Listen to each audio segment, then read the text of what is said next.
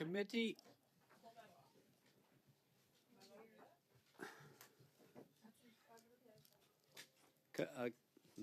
Do what you choose. Committee members, the clerk has advised me we do have a quorum, and those appearing virtually have been sound tested and are okay. So with that, I will call the meeting to order. Welcome to meeting number 110 of the House of Commons Standing Committee on Human Resources, Skills, Social Development, and the Status of Persons with Disabilities. There will be, as you've noticed, the room makeup is a bit different, and there's a reason. So before we begin, I would like to remind all members and other meeting participants in the room of the following important preventive measures to prevent disruptive and potentially harmful audio feedback incidents that can cause injuries. All in-person participants are reminded to keep their earpieces away from all microphones at all times. As indicated in the communique from the speaker to all members on Monday, April the 29th, the following measures have been taken to help prevent audio feedback incidents. All earpieces have been replaced by a model that greatly reduces the probability of audio feedback. The new earpieces are black in color. This is really technical, clerk. Whereas the former earpieces were gray. We've sort of noticed that. Please only use a black approved earpiece. By default, all unused earpieces will be unplugged at the start of a meeting. When you are not using your earpiece, please place it face down, Ms. Falk, on the middle of the sticker for this purpose that you will find on the table as indicated. Sorry for picking on you, but which is obvious. Please consult the cards on the table for guidelines, but this is serious. There was incidents, and the Internal Economy Committee had extensive meetings and have come up with these options. The room layout has been adjusted to increase the distance between microphones and reduce the chance of feedback from an ambient earpiece. These measures are in place so that we can conduct our business without interruption and to protect the health and safety of all participants, including the interpreters. Thank you all for your cooperation. Today's meeting is taking place in a hybrid format in accordance with the committee's routine motion concerning connection tests for witness. I'm informed the committee that all witnesses have completed the required connection tests in advance of the meeting. A few comments to members appearing online and in the room. Please wait until I recognize by your name before speaking. For members in the room, please raise your hand if you wish to speak. For those appearing virtually, please use the raised hand icon on the bottom of your surface, and I will wait until I recognize you. A reminder that all comments should be addressed through myself, the chair. As well, you have the option of choosing to speak in the official language of your choice. In the room, interpretation services are available using the headset. Those on the room, please check the globe icon at the bottom of your surface and choose the language of your choice. If there's an issue in interpretation, please get my attention. We'll suspend while it is being corrected. So pursuant to Standing Order 1082 and the motion adopted by the committee on February 26, 2024, the committee is commencing its study of the subject matter of Supplementary Estimate C for the 2023-2024 and the main estimates for 2024-2025. I would like to welcome our witness, Madame la Ministre, Kamel Kera, Minister of Diversity, Inclusion and Persons with Disabilities. Bienvenue, Madame Ministre. From the Department of Canadian Heritage, we have Isabelle Mondu, Deputy Minister, Gavin Cadot, Assistant Deputy Minister, Anti-Racism Strategy and Action Plan. From the Department of Employment and Social Development, Christia, Madame Senior Associate Deputy Minister of the Department. Madame, rather than totally destroy your name, I'll allow you to raise it. Andrew Brown, the Associate Deputy Minister, and Brian Leonard, Director General and Deputy Chief Financial Officer, Corporate Financial Planning. Madame Minister, you have 5 minutes or less for opening comments, of which then we'll go to questions. You have the floor, Madame Minister. Thank you so much, Mr. Chair. Good afternoon, colleagues, committee members. Thank you again for inviting me here today. Very happy to be here to discuss the important progress that we have made as we work towards building a more accessible and inclusive Canada. As a minister responsible for diversity, inclusion, and persons with disabilities, my goal is to create a more accessible and inclusive Canada where everyone, regardless of their ability or identity, is included. I'm pleased to report that when it comes to creating a more accessible Canada, our government has made significant steps thanks to the Accessible Canada Act, under which our government launched the first ever Disability Inclusion Action Plan. Now, the action plan has been our roadmap for creating a more accessible Canada in partnership with the disability community. Under this plan, we have been working to make our economy and workplaces across the country more accessible through the Disability Inclusion Business Council and by investing millions of dollars through the Opportunities Funds. We've also been breaking down barriers in communities across the country through the Enabling Accessibility Fund. And most recently, we unveiled Budget 2024, which is our plan to make life fairer for every generation of Canadians. And in this budget, we have reached another significant milestone under the action plan by announcing $6.1 billion for a new Canada Disability Benefit, thanks to the relentless advocacy of the disability community.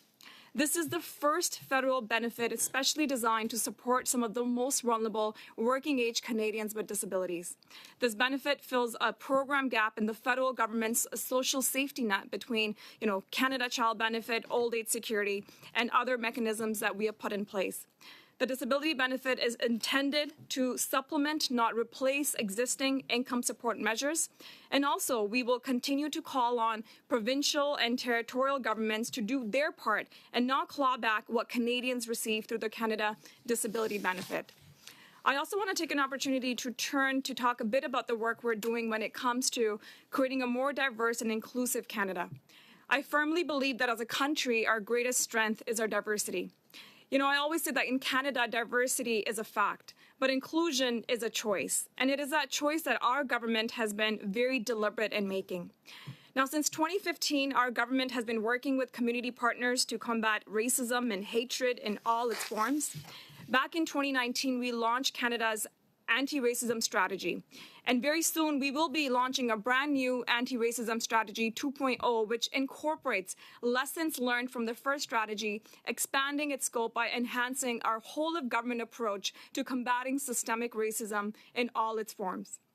In 2018, Canada recognized the United Nations Decade for the People of African Descent. And since we have committed $860 million to better support Black communities right across the country. Just recently, our government reaffirmed our support by announcing our support for a second decade for the people of African descent, while also noting that Canada's domestic efforts in support of the decade has already been extended through 2028. At the same time, we know there has been an alarming rise in hate, both here in Canada and around the world. And as a government, we have always been clear, hatred has no place in Canada. So in Budget 2024, we have taken a significant step in this fight against hate by investing $273 million through Canada's first ever action plan on combating hate. Thanks to these critical investments, we will be able to better support communities and law enforcement reform, tackle rising hate crimes, enhance community security, counter radicalization, and increase support for victims. Mr. Chair, as I said at the beginning of my remarks, my goal is to build a Canada where everyone, regardless of their ability or identity, is included. Because we know that building a stronger, more accessible, and fairer Canada for every generation isn't just the right thing to do. It's a smart thing to do, and it is a Canadian thing to do. And our government remains steadfast in our commitment to celebrating the diversity and promoting inclusivity, because we know that as Canadians, we're always stronger together. Thank you, Mr. Speaker, and Mr. Chair, and I'm happy to take any questions. Thank you. Merci, Madame. Ms. Gray for 6 minutes, please. Thank you, Mr. Chair, and thank you, Minister, for being here today. Minister, are Canadians living with disabilities facing a cost of living crisis? I mean, I think it's important to recognize that, particularly working age Canadians with disabilities have been living in far too long. I mean, twice as more likely to live in poverty than, other Canadians. And since then, as a government, we have been there by supporting the work that we've been doing through Are they in a cost of living crisis? My question is, are they in a cost of living crisis? I think we can all agree that it's been a challenging time, particularly post-pandemic. We know, disruption in supply chains and other issues, certainly issues around the world that has certainly different, Minister, can you please answer the question? Are persons with disabilities in a cost of living crisis? You've said that they're having a challenging time. Can you say today if they're having a cost of living crisis? Mr. Chair, if I may, I think it's important to recognize that since day one, we have been at the forefront in supporting Canadians, particularly Canadians living with disabilities from the very beginning. Thank you, Minister. Back to my time. You're obviously not wanting to answer that question. So I'll go on to something else. It's really clear that you're not wanting to answer that. Are the regulations completed and in place for the Canada Disability Benefit?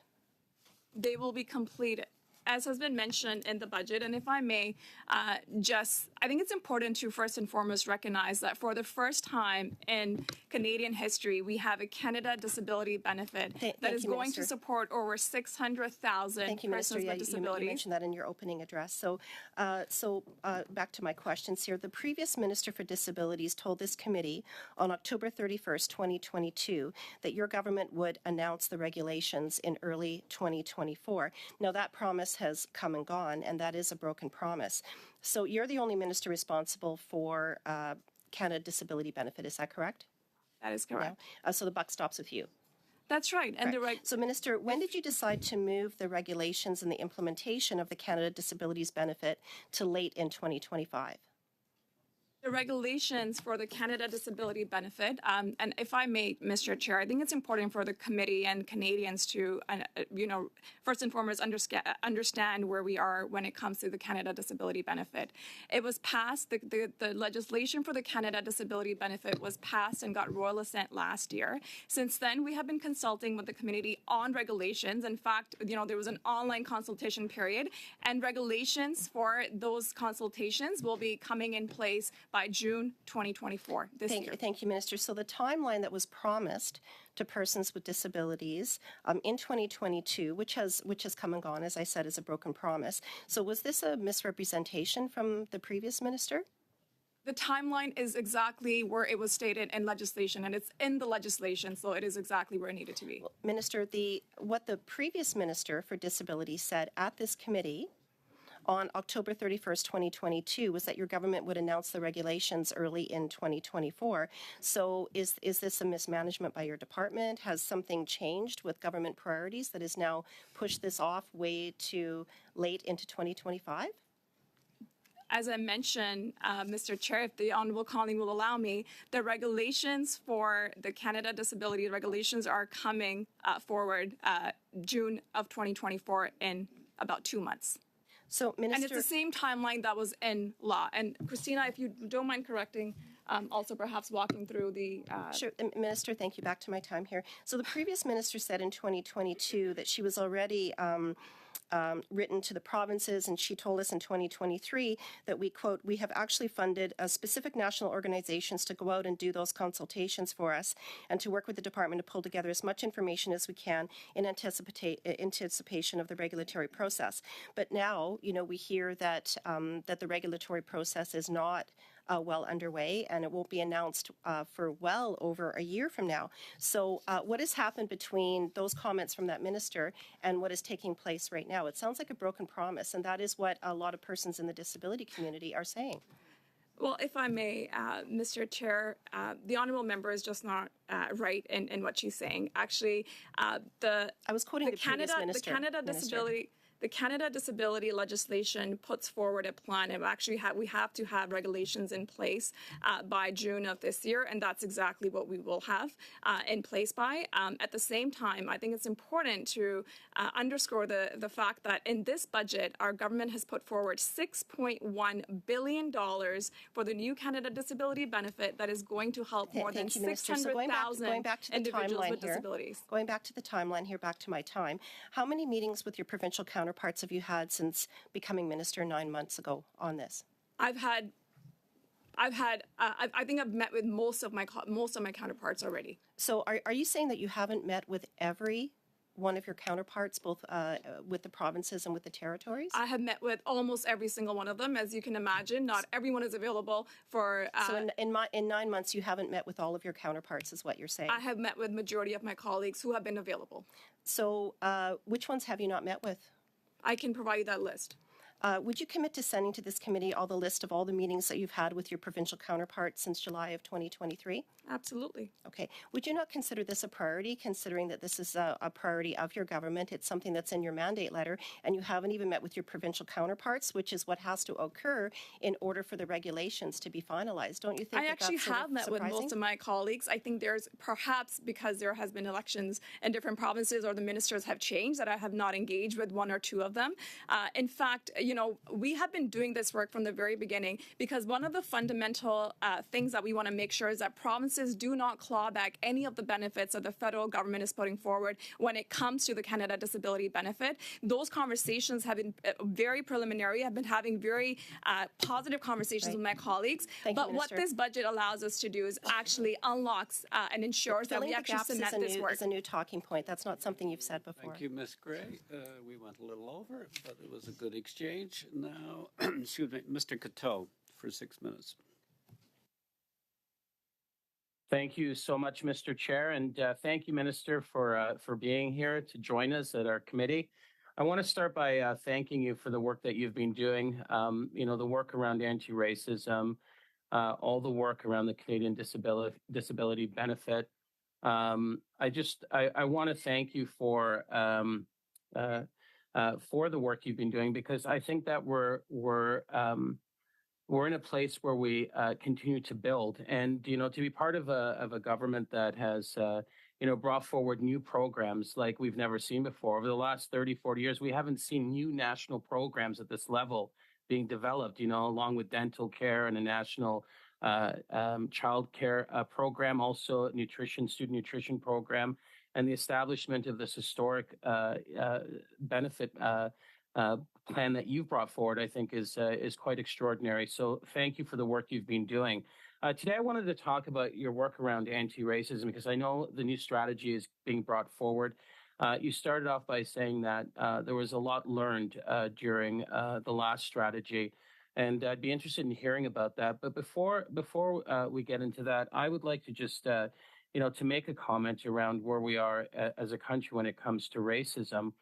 As you know, Minister, I did a lot of work in Ontario. I was the Minister for Anti-Racism, where we put forward our own strategy. And back in 2015-16, we saw a drastic increase of online hate. And I thought, it was isolated specifically around that time period. But I've seen over the last several years a drastic increase in online hate, but also just hate incidents in general. And it is our job as politicians to identify, to track it, to collect the data. No data, no problem. That's why it's important for us to collect that information, to put in place anything we can do to mitigate the growth of that type of hate and stop it. And I want to thank you for the work you've been doing, especially you mentioned expanding the decade for people of African descent. I know in my community, the Black community in Toronto and across this country, there's been a lot of efforts put there. So I just want to say thank you. And I also did want to just comment one more piece before I just ask you for a bit of those learnings and maybe going into a bit more detail around the strategy. But we saw last week the leader of the opposition pull into a camp where there was major media that reported on This was an alt-right, organization. That's what the major media has said. And up until this point, I haven't heard the leader of the opposition even comment on it. And I do think it's important to, and yeah, someone can stumble into an area, like into a place, and you can be in a place where you realize, wait a minute, what am I doing here? And you speak on that, and you can speak to the issue, you can apologize for the actions. But I've heard nothing from the leader of the opposition, and I just wanted to, to maybe for you to reflect on just why is it important for us to address, racism head on, to talk about these issues, and what is this plan going to do to move us along as a country? Because I think it's important for us, especially in this day and age, for us to stick together and to build off of what made this this country so successful. And it was what you said at the beginning, our choice to be inclusive. So I'll turn it over to you, Minister, for comment. Thank you so much, Mr. Couteau, and for all the work that I know you have done and continue to do as a champion, particularly I know you and I have had many conversations around the work in addressing a systemic racism, within our own institution, because we know that's real. But at the same time, we certainly see, the rise in hate that we're seeing across this country. I know there's many incidents outside the country that are having those effects in our community. But I think it's really important, first and foremost, as Canadians, and particularly as leaders, that we denounce hate when we see it. And it shouldn't be an if and when. It should be, when we see it, we should call it out. And I think we have to be deliberate about doing that, because it's a responsibility for each and every one of us. And you're right, to see the leader of the opposition, closing up to, Diagolon supporters, white supremacist, and not denouncing that. It's quite shameful. It's not, it's not just reckless. It's quite dangerous, because I think we need to be very, very attuned to the fact that what is happening around, whether it is online or in our communities. And I think we have to be doing a lot of work on that front. I'm very proud of the work that we're leading, particularly with our Canada's action plan on combating hate. And in fact, this really is about, taking a whole of government approach in addressing hate, whether it is supporting grassroots organizations and building support there, whether it is enhancing security infrastructure program within the public safety purview, whether it is collecting data, and at the same time supporting victims, because I think it's really important that, we've seen incidences across the country, unfortunately, but we need to make sure that we're supporting victims where they are as well. So in this particular budget, we've actually put forward $270 million for Canada's for Canada's action plan on combating hate, which will address exactly the type of things that you have mentioned. At the same time, we will be soon launching our Canada's anti-racism strategy 2.8, which exactly we'll be talking about and really ensuring that Canadians see themselves in the work that's been happening. The world is not what it was a few years ago. And I think we need to be also tuned to those realities and ensure that we're constantly working towards building a really inclusive Canada. Thank you, Mr. Couteau. Madame Chabot pour 6 minutes. Mrs. Chabot for 6 minutes. Thank you, Mr. Chair. Madam Minister, hello, and thank you for being here today. I had to pinch myself when I read a budget that was announcing that there would be a Canadian disability benefit with a maximum of $2,700 a year, so $200 a month, or as such groups who represent people in a situation of disability, this is $6 a day. My reaction, and this is in 2025. So my reading is that this does not at all go hand in hand with a bill that was passed last year with enthusiasm on behalf of all the groups that were consulted with regards to this bill. And I would say that everyone was very pleased, and people thought that finally they would have something. And here in the regulation, what we see is that the eligibility criteria, the conditions in which the benefit will be given, and the amount of the benefit, the calculation method would be defined by the principle of nothing without us. So all the people this is supposed to be important, and this was supposed to be tabled 1 year later, so in a month. We still don't have any regulations.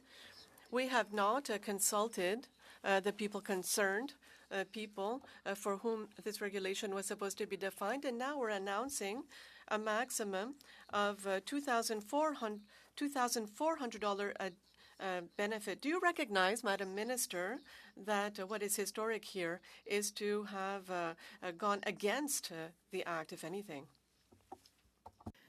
Thank you so much, merci beaucoup, for that question. I think first, again, I think it's important to recognize, Mr. Chair, through, if I may, is that for the first time in Canadian history, we have a statutory benefit in Canada Disability Benefit that is funded. And I think that is important to recognize. And that is thanks to the relentless advocacy of the community that we're at this point. As a government, we have been steadfast in our commitment to support persons with disabilities right across this country, and that is the next step. Madam Minister, that was not my question. For the first time, so you want to make an election announcement, but the Act was clearly stating that you had to consult the people concerned on the regulation that would be tabled. And I'm not even talking here about the reports that had to be brought here before the committee and at the House 6 months later. So you've almost gone against the law, and now you're saying, oh, it's the first time. But it would be better to not have a first time and to do things properly. How are you going to guarantee that between now and 1 month, we're going to ensure that people who have a disability will have regulation that corresponds to the objectives of the Act, which is to lift people out of poverty? Thank you. Thank you for that question. Mr. Chair, after the royal assent, after the Canada Disability Benefit got royal assent, the last year since then has been the consultation period and the true spirit of Nothing Without Us with the disability community. There have been many roundtables that people with disabilities actually participated in. In fact, I myself participated in different roundtables looking at the different intersectionalities of persons with disabilities, whether it is women with disabilities, whether it was seniors with disabilities, whether it was the regional intersectionality of ensuring that those voices were heard. There was also online consultations that were put forward, and and if I may, Madam Minister.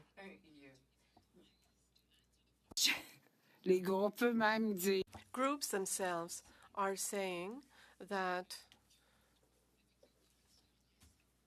with Nothing Without Us, there was no true consultation of the community of people having a disability according to the legislation. So how can you explain that the groups now are extremely disappointed and are quite angry? As I mentioned, and I think it's important once again to recognize the fact that first and foremost that we have a statutory benefit for the first time in Canadian history. I think that is significant. When it comes to the consultations, as I was mentioning, we have not only consulted with the community, there was also an online consultation where thousands of persons with disabilities alongside their caregivers that participated, and all that will be put forward in the regulations that will be put forward in June of this year, and I'm sure you'll be very happy to see some of those results. One last question. How did you arrive at this amount of a maximum amount of $2,400 a year? Mr. Speaker, Mr. Chair, I think, again, it's important to recognize that we put forward for the first time ever, $6.1 billion in a statutory benefit that is going to support more than 600,000 working age persons with disabilities. I also think, and I think it's important to also recognize, just like any progressive... Madam Minister, how did you arrive at this amount? Could you explain? How did you arrive at this amount? You should be able to explain a maximum benefit of $2,400. How did you arrive at this amount?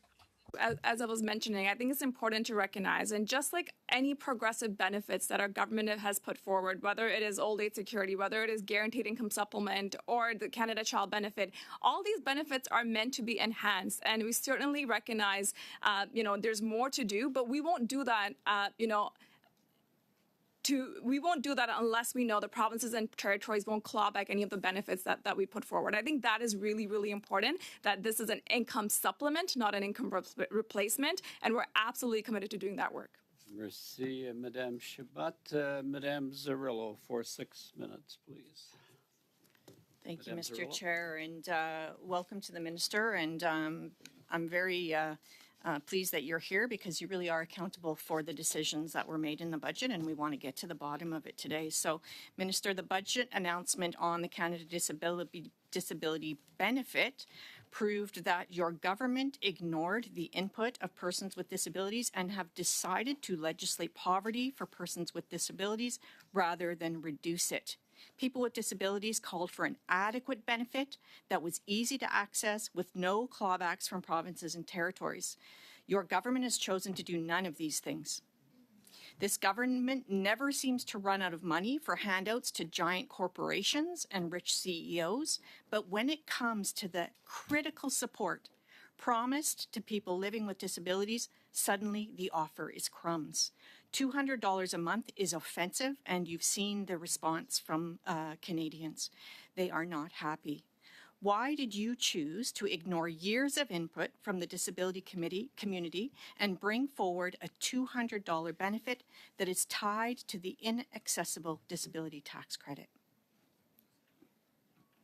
Mr. Chair, I think it's important first, again, to recognize the fact that, we as a government put forward for the first time ever a Canada disability benefit that individuals with disabilities will be able to actually get that support. These are some of the lowest income individuals living in poverty that we're going to be able to support. Look, I'll be the first one to say, and I think we all recognize there's a lot more work to do, but this is a first significant step that we put forward. And just like all the progressive benefits that our government has put forward in the past, Mr. Chair, these are meant to be expanded. These are meant to be enhanced, and that's exactly what we're committed to. But we have to do it responsibly. We have to do it in a way that provinces and territories do not claw back any of the benefits that So the NDP secured amendments to C-22 so that this legislation would lift persons with disabilities out of poverty.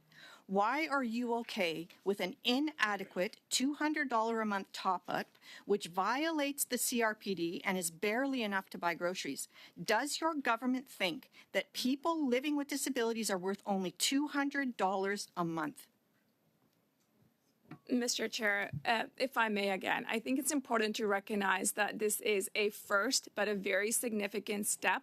$6 billion, the single largest budget item in the budget that was put forward last week or 2 weeks ago, perhaps, is not insignificant. $2,400 tax-free per year for individuals that are going through an extremely tough time. That is not insignificant. I will be the first one to say, and I think we all recognize there's more to do. I don't think there's anyone, I hope, on this table that doesn't recognize that there's more to do. But we have to do it in a responsible way where to make sure that Thank you, Minister. people I'm with just going to have one more question. I think it's important for me to answer the question that you've asked me, as you Madam talk Zarrillo. about doing it in a responsible way. Has the floor. The CRA has confirmed that the disability tax credit cannot be correlated on a one-on-one basis to a person with a disability. It doesn't work for the CDB because of the almost 1 million DTC claimants, only 8% have income below the poverty line. Why is the government leaving the majority of people with a disability and poverty behind? And will you remove the barriers to access of the CDB? Mr. Chair, through you, if I may, we have put forward, and I think it's important to recognize also that there are 13 different mechanisms in which different provinces and territories, give and deliver benefits to their within their own jurisdictions.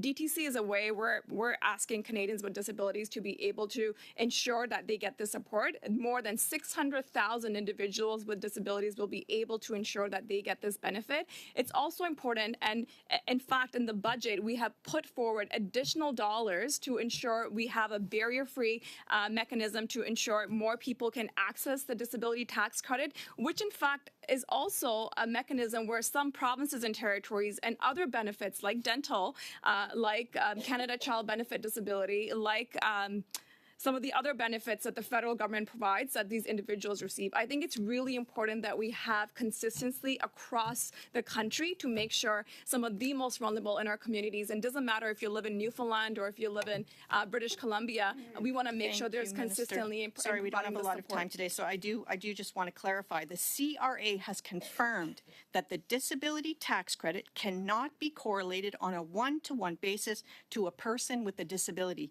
It is confirmed by the CRA. They cannot do that. They do not know the income of a person with a disability married to a disability tax credit. They do not have that information. So how are you going to find those people that need to have the Canada Disability Benefit? You do not need to have an employment to access disability tax credit. And it, in fact, is a gateway to other benefits that individuals with disabilities can actually receive, whether it is, as I mentioned, the Canada Dental Care Plan, whether it is the Canada Child Care Benefit Disability, or the other the register.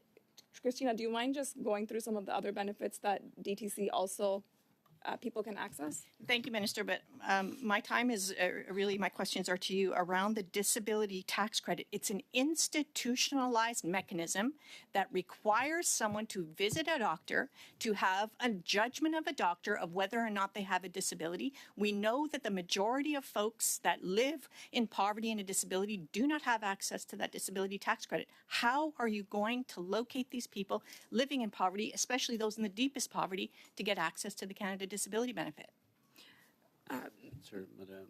There is significant funding in the budget to make sure that we actually streamline the process for DTC and ensure that we're actually remove some of the barriers that are particularly when it comes to the disability tax credit.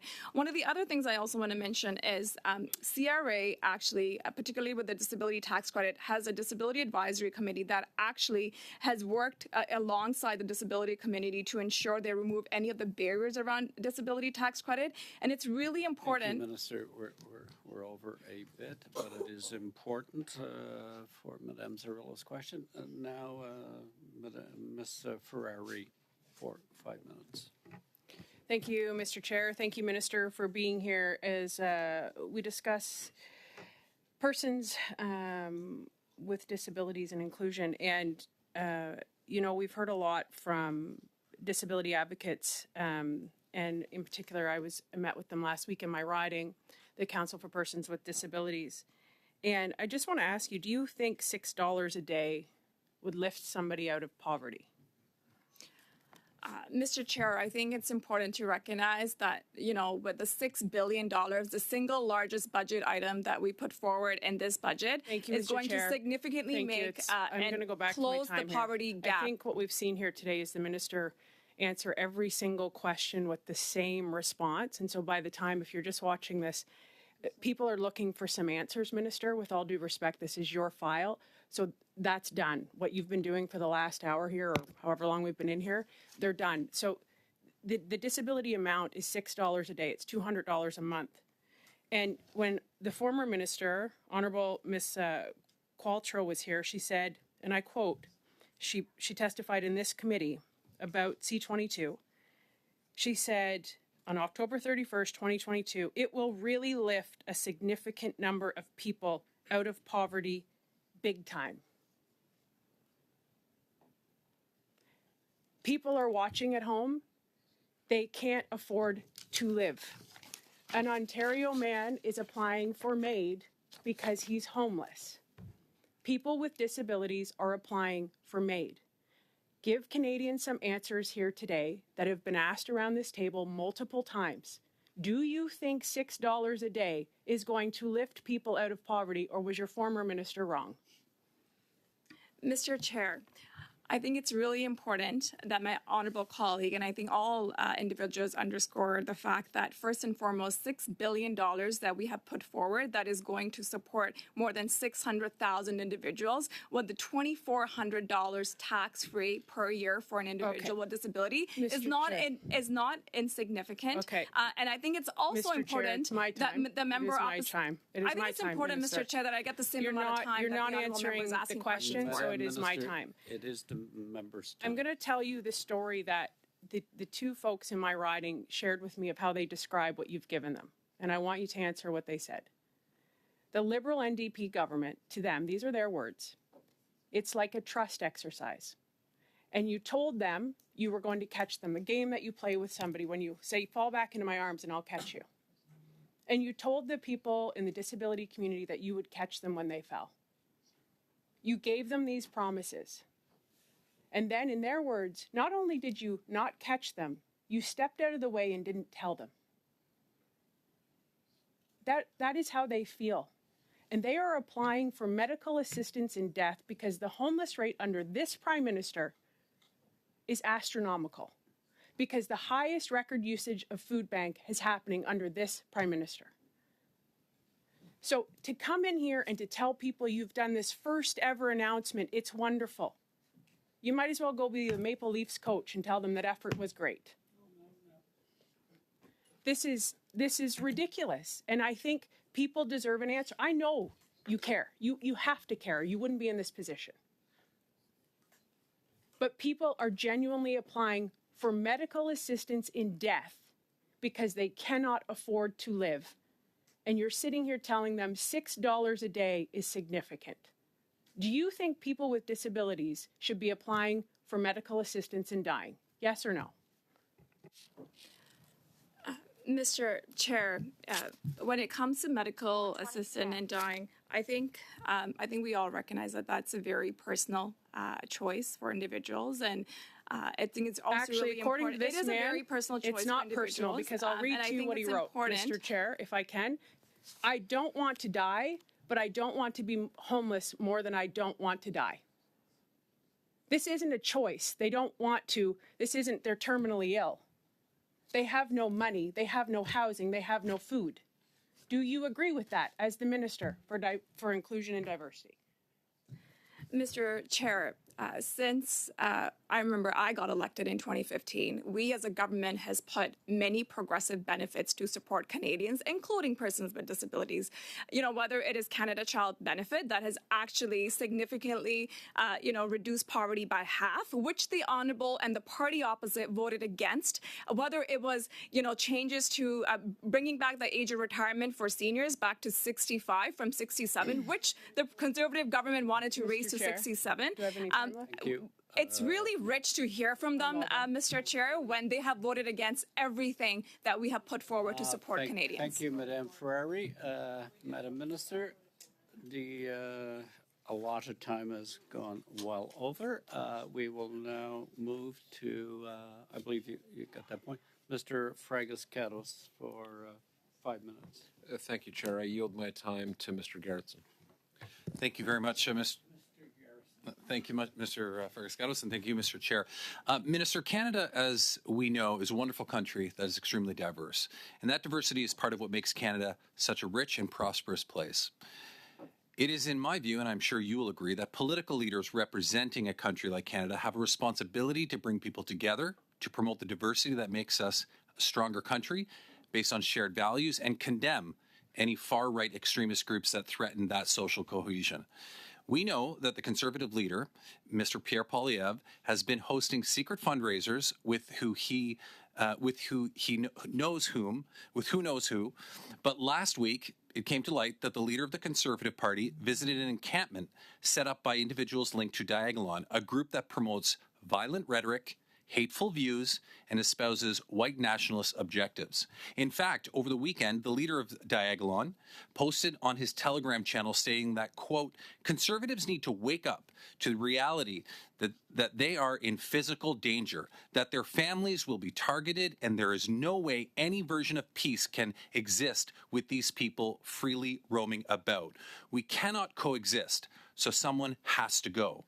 The message continues to call for a civil war in Canada and telling Diagolon followers to prepare for a civil war, stating that, quote, war is coming, act accordingly. What is your reaction to Mr. Poilievre's affiliation with these extreme groups that do not believe Canadians of different faiths or ethnicities are able to coexist, and that someone has to go, quote unquote, otherwise it would lead to war? Thank you for that, Mr. Gerritsen. And, to your question, I quite frankly think it's not just disgusting or reckless, it's actually very dangerous. I think we all know and are seeing right across this country the rise in hate that we're seeing right across this country, which is deeply, deeply concerning and upsetting. I think standing up to hate shouldn't just be, if it's the right thing to do or like it is. As a leader, you should be standing up against hate. And, as I mentioned earlier when I was talking about our action plan on combating hate, that we have actually put forward $273 million in this budget, quite frankly, because of the rhetoric that we're seeing across this country. And to see the leader of the opposition holding up to the Diagolon supporters, a far-right terrorist organization, is something that he should be ashamed of. I think he also should be accountable for. I think Canadians ought to ask him where he actually stands, and he has not denounced it yet. It's also very telling to Canadians that all he cares about is gaining political power and not caring about actual issues that are actually affecting Canadians right now. And I think being associated with such far-right extremist groups that incite violence and misinformation is reckless, it is dangerous. And quite frankly, Canadians ought to know where he actually stands. Thank you. With that, Mr. Chair, I have a motion here that I would like to moved by myself, seconded by Mr. Fragascatos, that the Standing Committee on Human Resources, Skills and Social Development and the Status of Persons with Disabilities report to the House on the following: that given the Leader of the Opposition's recently met with and toured the trailer of supporters of Diagolon, a group described by the House of Commons as, quote, violent extremist organization, end quote, after having been photographed shaking hands with the leader of that organization, the committee strongly condemn A, the white supremacist group Diagolon, and B, any attempts by the Conservative Party politicians to court far-right extremists. I have in both official languages, Mr. Chair.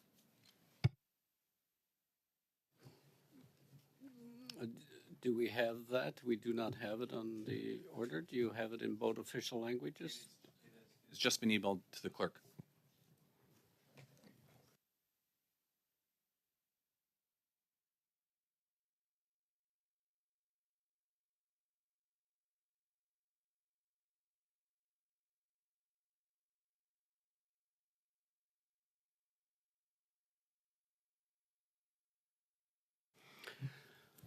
Okay, I will allow the introduction. Madam Clerk, Madame Chabot, Ms. Chabot? Thank you. I believe that the motion on this debate should be adjourned so that we can come back to our agenda and hear speak the ministers who appeared today. So I think we should adjourn debate on this particular motion. No, it's a dilatory motion. Madame Chabot has made a motion to adjourn debate. Madame Chabot, are you moving a motion to adjourn debate? Madame Chabot? Are you making a motion? Did you make a motion there? To me, it was that you moved to adjourn debate on this motion. Voilà. Yes. Then I will call a recorded vote on the motion of Madame Chabot. Mr. Fragascatos? No. Mr. Gerritsen? No. Mr. Collins? Nope. Mr. Coteau? No. Mr. Van Bynen? No. Mrs. Gray? Yes. Mrs. Falk? Yes. Miss Ferrari? Yes. Mr. Aitchison? Yes. Madame Chabot? Oui. Ms. Zorello? No. Yeas pour 5, nays contre 6. Mr. Garrison, on the motion? This is very, very simple, ladies and gentlemen. We can take this vote in a matter of 10 seconds, and then we can return to asking the minister questions. Point of order, Mr. It's a Chair. very simple yes or Mr. no. Garrison, okay. I have a point of order from Ms. Gray. Thank you, Mr. Chair. We don't have any information. We don't have a copy of the motion, so I'm not sure what we're even debating here. We don't have any information. Thank you, Mr. Chair. Thank you. Ms. Falk on the same. Yes, Yeah, thank point you. of order. I know Mr. Gerritsen is new to our committee, but it has been common practice that we all receive copies in both official languages via email or printed, usually before we go forward. Thank you. And I understand, Mr. Coteau, I'll go, but I understand the clerk now has a copy of the motion of Mr. Garrison in both official languages and is circulating. Mr. Coteau, while we're waiting for that, on the motion? Or, sorry, just give me a moment until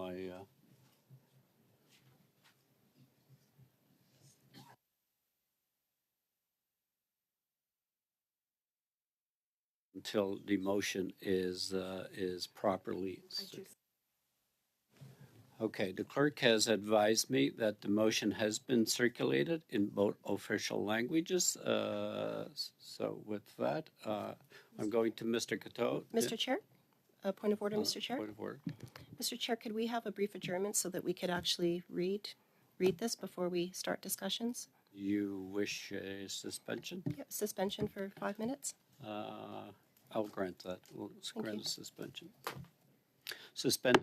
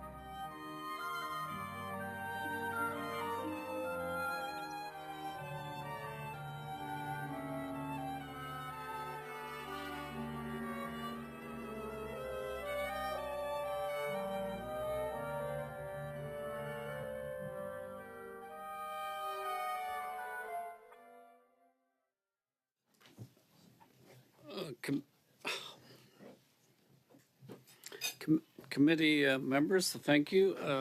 We had a suspension at the request of Madame Gray, who I will give the floor back to, and then Mr. Cateau had his hand up. I'll go to him after Ms. Gray. Thank you, Mr. Chair. So what we have here is a motion that was not put on notice, and so this committee, and I know that the person that put this on notice isn't a normal member of this committee, so he may not be aware. But this committee had agreed to notices of motion. And so what we have here right now is we have the minister here talking about main estimates. That's the purpose. And we have another minister coming in just a few minutes as well to talk about main estimates. And so with respect to the notice of motion, I'll read what we agreed to as a committee. It said that a 48-hour notice interpreted as 2 nights be required for any substantive motion to be moved in committee. Unless the substantive motion relates directly to business, then under consideration, provided that A, the notice be filed with the clerk of the committee no later than 4 p.m. from Monday to Friday. B, the motion be distributed to members and the offices of the whips of each recognized party in both official languages by the clerk on the same day the said notice was transmitted if it was received no later than the deadline hour. And C, notices received after the deadline hour or on non-business days be deemed to have been received during the next business day, and that the committee is holding meetings outside the parliamentary precinct. No substantive motion may be moved. So again, we are here on main estimates, meeting with ministers, and so this motion does not appear to be in order at this time. Thank you, Ms. Gray. Before I get to that, I also am aware that the motion is relevant to the ministry at hand that is appearing before the committee, and I will take that into perspective. So I will allow it is relevant. The minister of diversity inclusions, it falls within that spectrum. So I take your point of order valid, Ms. Gray, but at this stage I'll allow the debate to continue. I'm going to Mr. Cateau. Then Mr. Chair, I challenge that, really. On that same point of order, if I could, that's what I was trying to get in. May I? I will accept a comment from you. Then Ms. Gray has challenged my ruling. So no, actually, I'm going to stop it there. Okay. Ms. Gray has challenged my ruling that I ruled the motion is relevant because of the ministry that is involved. But Ms. Gray had the right to challenge. So with that, it's left to the committee to uphold the decision of the chair, or opine on the decision of the chair. So, clerk, a recorded vote on shall the decision of the chair to allow the motion to proceed stand? So the question is, members, shall the chair's decision be sustained? So that means that if you vote in the affirmative, you're voting to support the chair's ruling. And if you vote in the negative, you're voting against the chair's ruling. Mr. Fragiscaros? Yes. Mr. Gerritsen? Yes. Mr. Collins? Yes. Mr. Cateau? Yes. Mr. Van Bynen? Yes. Ms. Gray? No. Mrs. Falk? No. Ms. Ferrari? No. Mr. Seaback? No. Madame Chabot? No.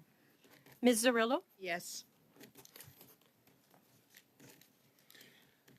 Okay, with that, I take it the chair's decision has been upheld. So we'll go to Ms. Ferrari. Had the floor, had her. Mr. Cateau. Sorry. Yeah, actually, you're correct. Mr. Cateau, and then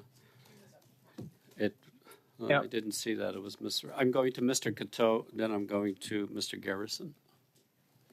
Yeah, thank you very much, Mr. Chair. And I will be supporting this motion. I think that, this day and age in this country, when we have, politicians, but not only politicians, leaders of specific parties getting involved in with relationships and encounters with far extreme right organizations, and not and not stand up to make an actual claim to denounce it is unacceptable. I can understand, and I'd give the leader of the opposition the benefit of the doubt that he goes, he made a silly mistake. He pulled over, didn't know, perhaps who the folks were, saw some signs that, attracted him to that specific spot, and then, gets there and realizes what he's gotten himself into. The fact that the leader of the opposition has not spoken or denounced this issue, and this is the guy who wants to be prime minister of this country, is completely unacceptable. As someone who has fought, racism and hate my entire political career, but someone also who's I've been a victim of racism and hate.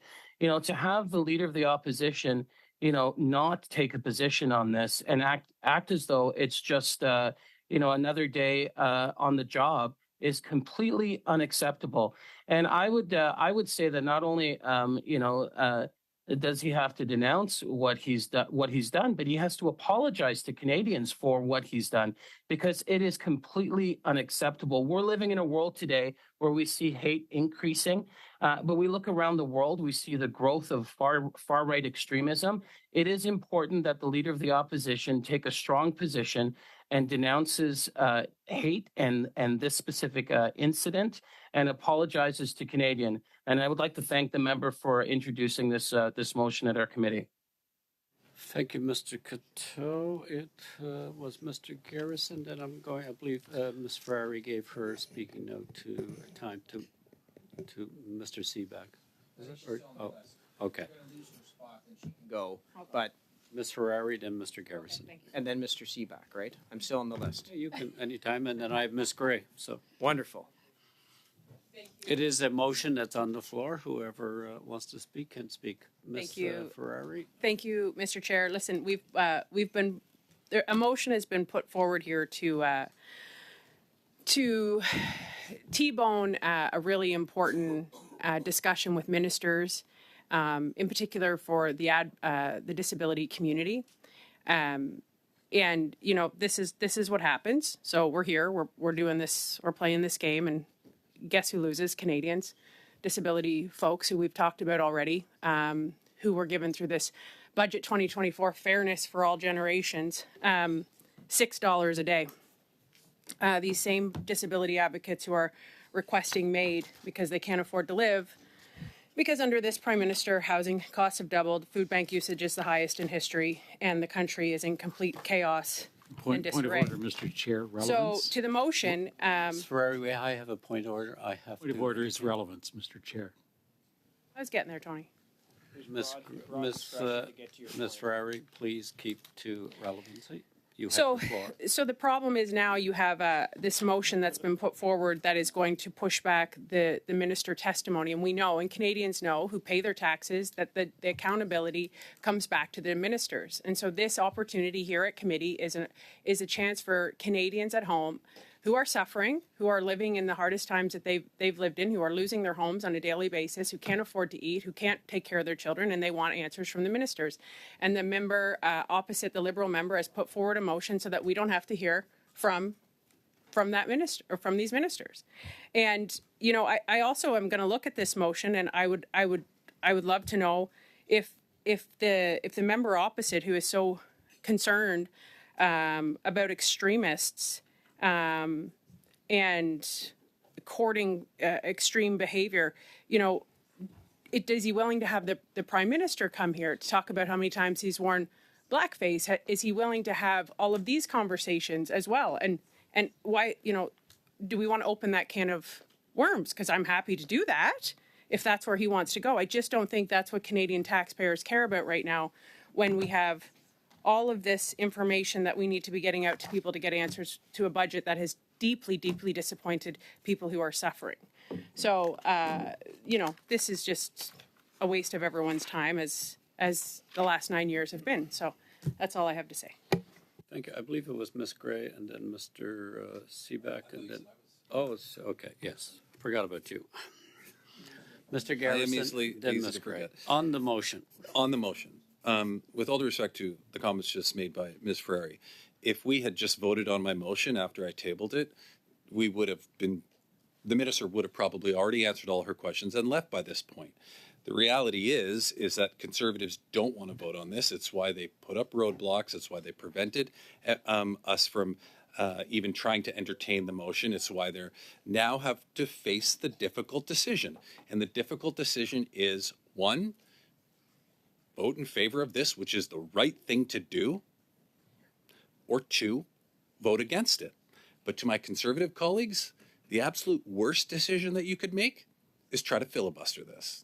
If you try to filibuster this and just sit there and talk endlessly about this.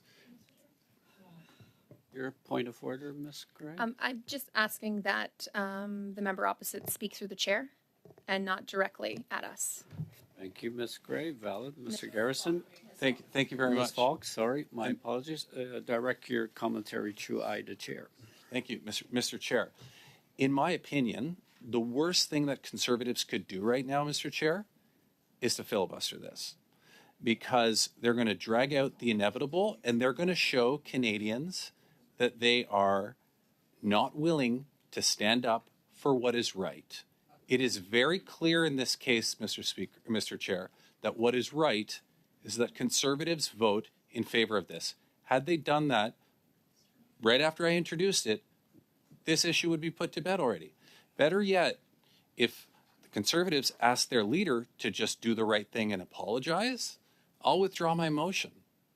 You can just, social media, put out a post saying, I made an error. Mr. Koto is absolutely correct. If he just made an error and it was a bad case of judgment, why is it so hard to just say, it's a bad case of judgment? I shouldn't have done that, Mr. Chair. That's what he should have done. The reason why he won't do that is because he's afraid of the political outcome of trying to distance himself from these extreme groups.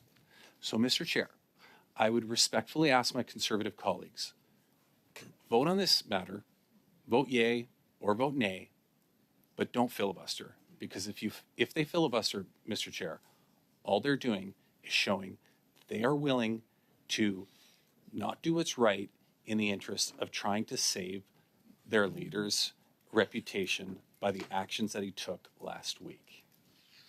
Thank you, Mr. Garrison. Mr. Garrison, Mr. Seaback, and then Madame Shabbat.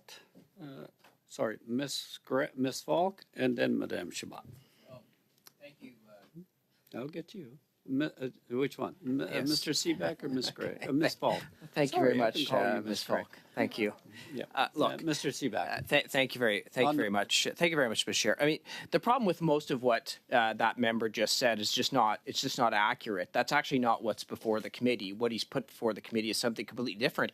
And he did it when his minister is here to testify on her deplorable record of supporting people with disabilities and their terrible decision to insult Canadians with disabilities by giving them $6 a day. And she could actually be speaking about that, trying to defend that indefensible position. Again, Mr. Chair. But instead, the member brought... Point of order, Mr. Chair. Relevance. State your point of order. Relevance. Relevance to the motion.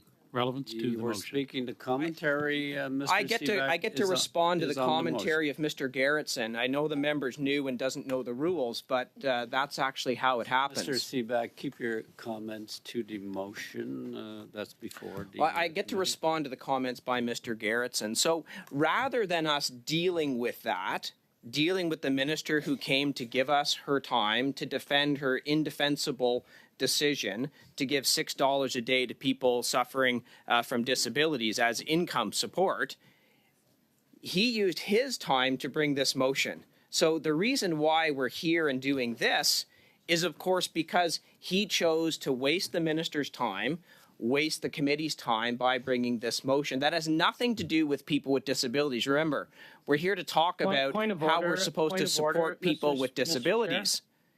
And this is... Sorry, Mr. Seaback. Mr. Cateau, was that you with the point of order? Yeah, I wanted to add that the minister is responsible for many files, including anti-racism. So it is quite relevant for us to have this conversation. Thank you.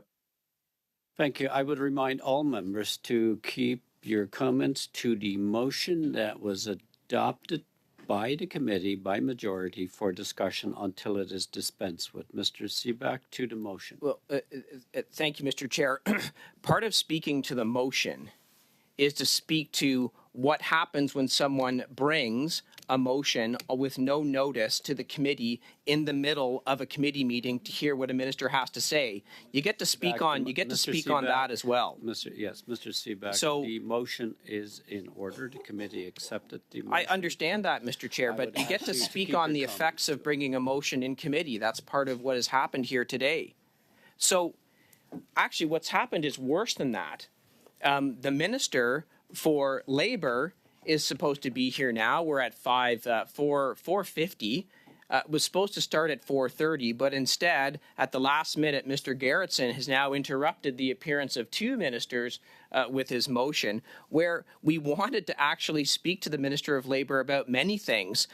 For example, that they spent $600 million on outside contracting when those jobs could have been for good union-paid public servants. Bring your comments to the relevancy of the motion. The relevancy of the motion is that he's brought a motion to disrupt the committee, and therefore I get to speak on what's been disrupted as a result of bringing a motion.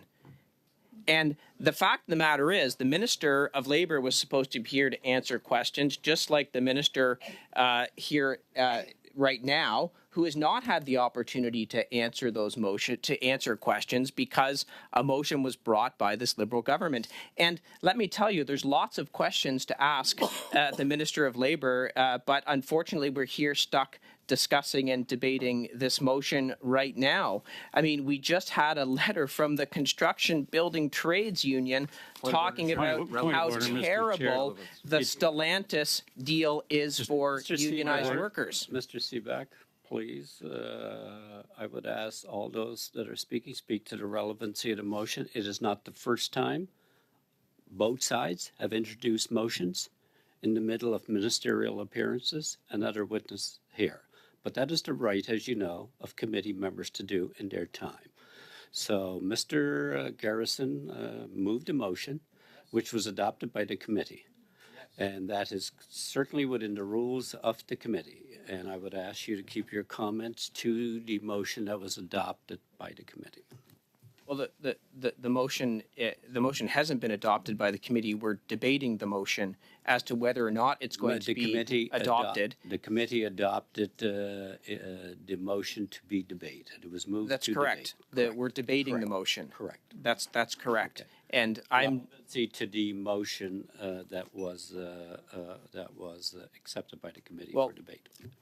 Mr. Chair, I disagree with your decision to say that I can't talk about the effects of introducing a motion during the questioning of ministers. There's a consequence as a result of that. This goes on at many committees. I've served on many, and when someone brings a motion, people get to talk about the effects of that motion. It's happened at every single committee that I've been on. So I'm talking about the effects of bringing a motion in the middle of when two ministers were supposed to appear. And this is the government members brought this motion. Point of order, Mr. Chair. Your point of order, Mr. Cateau. Yeah, I want to go back to relevance. You know, it's very simple. The member opposite has a very simple choice: to condemn the actions of his leader, to ask his leader his party to recognize that hate has no place in this country, and we have to call it out. He's not speaking to the issue. He's going into the technicalities now. That's Mr. Chair. That's not relevant. The motion before the committee is not for me to do anything. So I think the member should just, thank you, Mr. Cateau. Retire his comments. I will return the floor to Mr. Seeback. Thank you very much, Mr. Chair. So look, we've now had this is a Liberal government member. When we have Liberal ministers here to defend their records on the estimates, on people with disabilities, on how they're representing Labour, and they chose to interrupt the meeting to bring this motion. And there's consequences to that, as I've talked about. When we look at what we could be talking about right now, but Mr. Gerritsen chose to do this. He knew that Conservatives would want to speak to this. So therefore, he knew that his ministers would be interrupted. And in fact, that's what this tactic is. Mm-hmm.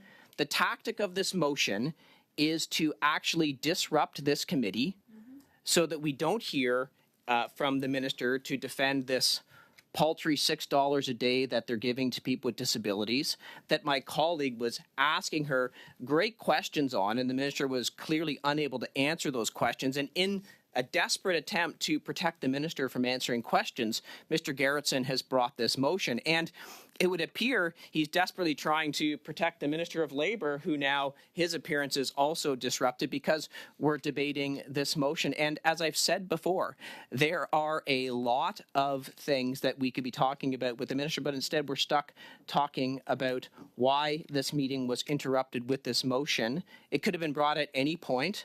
The ministers were going to be here weren't going to be here on Thursday, but this is clearly designed by a government that has a lot to hide. They're trying to hide their ministers from coming to this committee to answer for the decisions that they've made. Point of order, Mr. Chair. Point of order. It seems to me that the government that's trying, or the people that are trying to hide, are the people that are stalling this vote. Thank you, Mr. Van Bynen. It's really marginal. Mr. Seaback? Thank you very much. Thank you very much, Mr. Chair. I appreciate the interjections from my colleagues from the Liberal government who chose to bring a motion when their ministers are appearing before committee. Not something that would happen when there's a change of government, I can assure you in that. Because we would respect our ministers coming to committee to give evidence, and we wouldn't interrupt their appearance with a motion. So what we're missing out on, because I'm guessing we now have a long speaking list on this. I know there's other members on this side that want to speak to this motion. I know that there's members of the Liberal Party who keep putting their hands up and they want to speak. So we've now interrupted two ministers, because you guys thought you'd bring a motion at the committee so that we can't hear from them to answer the questions. And so, look, I want to go back to what we could be talking to the Minister of Labour about. The letter from the CBTU, Mr. April Chair, 10th. This is clear. literally a week ago. I agree. They're talking Mr. about Seaback, the displacement of skilled workers Mr. on the Seaback, Stellantis project. Mr. Seaback? Relevancy to the motion. Well, the floor. Madam Chair, Mr. Chair, there's traditionally wide latitude given on the relevance. The relevance of the motion is. I ask you again, this is several times, to bring your comments to the relevancy of the Point of motion. order. Your point of order, Mr. Give Mr. Garrison? Seaback a break. I would strongly encourage him not to use the term that individuals are suffering from disabilities. My nephew, who has Down syndrome, is not suffering from a disability. He has an exceptionality.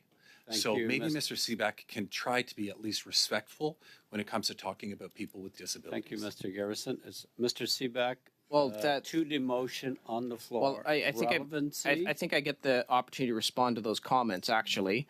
So, Mr. Chair, I apologize if I used the wrong term. Yes, persons with disabilities, and I meant no disrespect when I was using that terminology. What I do think is disrespectful was that the member for Kingston and the Islands, in the middle of a meeting specifically designed to hear from the Minister for Disabilities about how people with disabilities are getting $6 a day, instead of allowing that to happen, that's what should have been happening at this meeting. So if the member wants to talk about disrespect, the disrespect is bringing a motion that interrupted the evidence of the minister, that interrupted questions from committee members, including members from the Bloc and the NDP. They were asking very good questions of the minister, and I'm sure they wanted to ask more questions of the minister, because I know that they also think that giving $6 a day to help persons with disabilities cope with the current affordability crisis, a crisis that has been caused by the inflationary spending of this Liberal government and that is making life unaffordable, including the carbon tax. All of these things are having a massive impact on the affordability for Canadians. And the minister has offered $6 a day to help with that. So misusing a word or misspeaking accidentally, as I did, and I do want to say, I do apologize if I've offended anyone with the words that I used. I did not mean to do that. It absolutely was not my intention.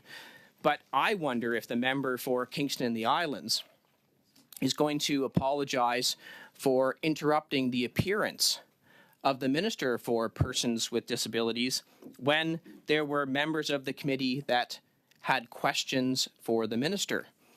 Questions about how $6 a day is going to actually make life more affordable for them. How they are going to deal with the affordability crisis that all Canadians are dealing with. And I know that my colleagues from the Bloc and the NDP, they had good questions. They were asking very tough questions of the minister. And we had more rounds of questioning to actually go forward on.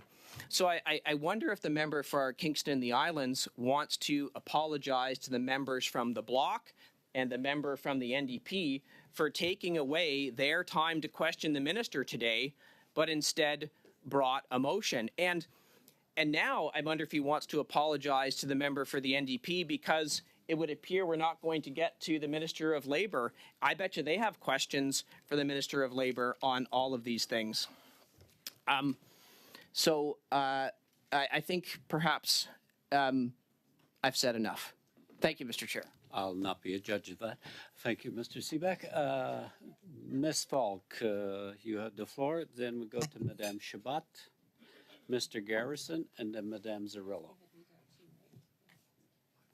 I checked off Gray, but I'll go back to you. Okay. Ms. Falk. Thank you, Chair. I'm absolutely disappointed that we are at this point. I'm very disappointed that the NDP is doing the Liberals' bidding once again. As it's been said, we've had the Labour Minister who was supposed to start a while ago. We also had a Minister of Disability, Diversity and Inclusion who's also here. And the regular members of this committee know how difficult it is to actually get a minister here to be accountable for the decisions that they make as well as their departments make. And I absolutely cannot believe that the NDP once again is in the back pockets of this Liberal government when I know MP Zarillo has been a champion for those with disabilities. They are always first and foremost when we are doing studies or when we have a minister. So I am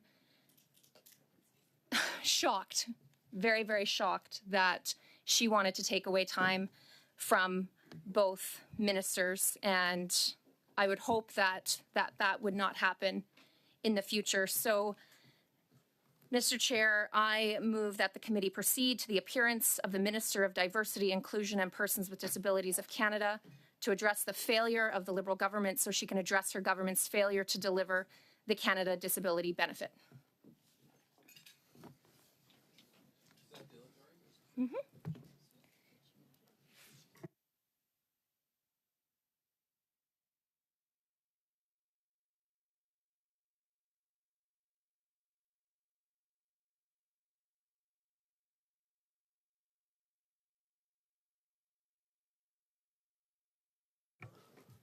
Madame Falk, could you repeat your motion? If there's a condition attached to it, it's not dilatory. It has to be specific.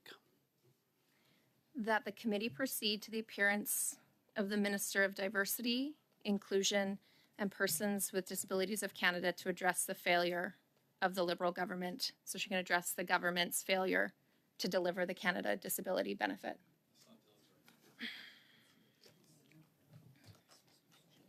The clerk's advised me there's no condition to it, so I'm putting the motion of Ms. Falk to the floor.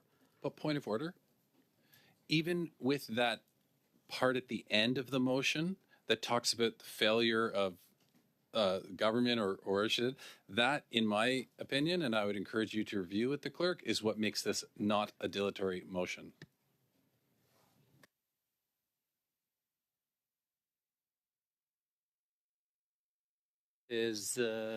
I will go with my original position. I view it as dilatory, and I'm putting it to a vote. Madam Clerk, vote on does the committee choose to return to the minister as a witness and adjourn debate on the motion. Mr. Fragiscaros? No. Mr. Gerritsen? No. Mr. Collins? Mr. Coteau? No. Mr. Van Bynen? No. Ms. Gray? Yes. Mrs. Falk? Yes. Ms. Ferrari? Yes. Mr. Seaback? Yes. Madame Chabot? Oui. Ms. Zorello? Yes. Yeas pour 6, nays contre 5, 5. So we're returning to, yes, yeah. Okay, the committee has made a decision. We will end, we'll end with this. I'm giving committee members order. I'm returning to the witness, Ms. Carrot, with one question to the block and one question to the NDP. Madame Chabot for her 2.5. Je donne la parole à mon collègue She's going to du give Parti to vert. Ms. Maurice. You have 2.5 minutes, please.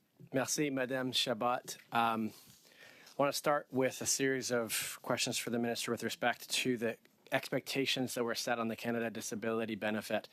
The first is from the Liberal Party platform in 2021, quote, "This new benefit will reduce poverty amongst persons with disabilities in the same manner as the Guaranteed Income Supplement and the Canada Child Benefit," end quote. Can the Minister table to this committee the number of people that are expected to be raised above the poverty line by the Canada Disability Benefit? Mr. Chair, I think it's important, again, to first and foremost recognize that as we I have put such forward limited time, Chair. I have such limited time. Can I just get an answer of whether it will be tabled or not? Mr. You can ask the question. The minister Will- can answer. Yeah, it. we're Did you- happy Will it be tabled? Yeah, we're happy to provide Okay. that information to you. Thank you. Next, we've been told for many years that lots of time is needed to consult with persons with disabilities on the Canada Disability Benefit. My concern is that there's nothing in what's being proposed that actually came from the disability community.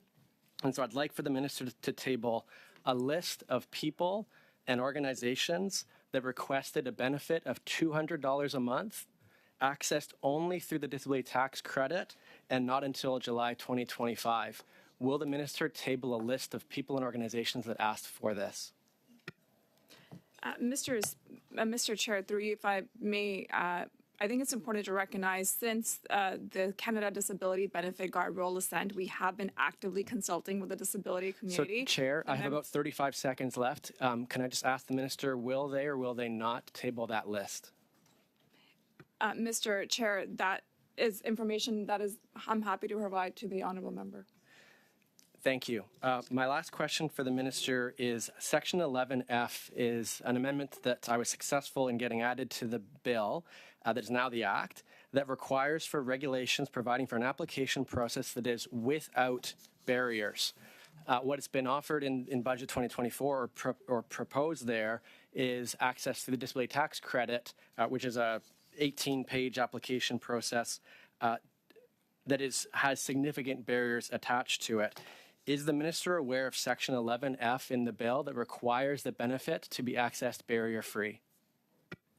Yes, I am. And Mr. Chair, if I may, I think it's important also to recognize in the budget we have put in significant amount of funding, particularly to ensure that we make DTC, the disability tax credit, barrier free. We actually expect more people to apply for the DTC.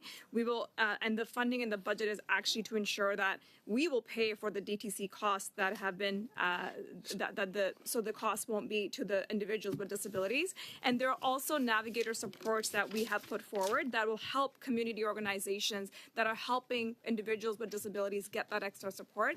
At the same time, ensuring we work with community members who have been doing this work at the forefront. There's been the work that's been happening. Madam Minister. Mr. Maurice, thank you. We'll now go to Madame Zarrillo to conclude. Thank you, Mr. Chair. And I certainly wish there was more women elected and sitting around this table, because we can actually do two things at once.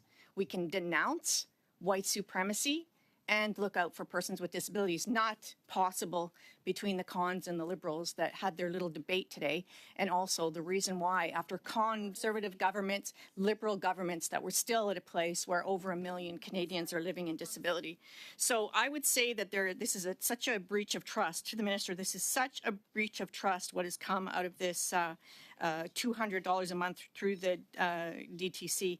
And, you know, it's not what advocates ask for. It's not what the disability community asks for. And worst, it's not what the lowest income persons with disabilities ask for. So I'm going to go back to the comments about the CRA has a committee. The Minister talked about a committee. Advocates have told this government that automatic eligibility to the CDB is as easy as an addition to the mandatory T5007 statement. The CRA can facilitate automatic enrollment in the Canada Disability Benefit. Why didn't the government act on this?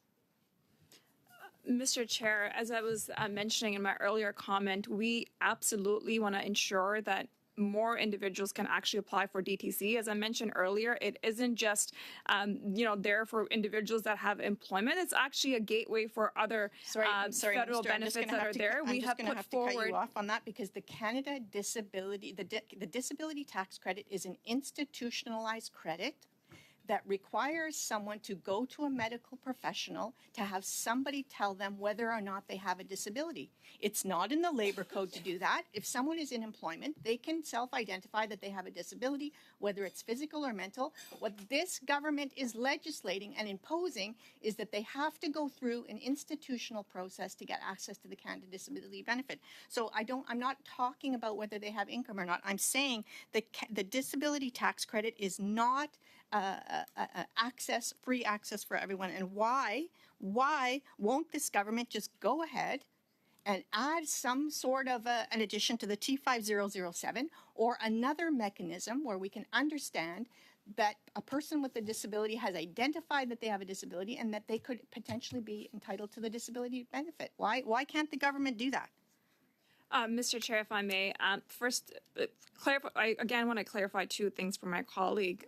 There is, CRA has a disability advisory committee that works in tangent with, of course, the work of the disability tax credit, ensures that people with lived experiences are actually doing the work to ensure that we can make DTC as barrier-free as we can. We actually expect, with the investments that we're making, that more people will actually apply for the disability tax credit.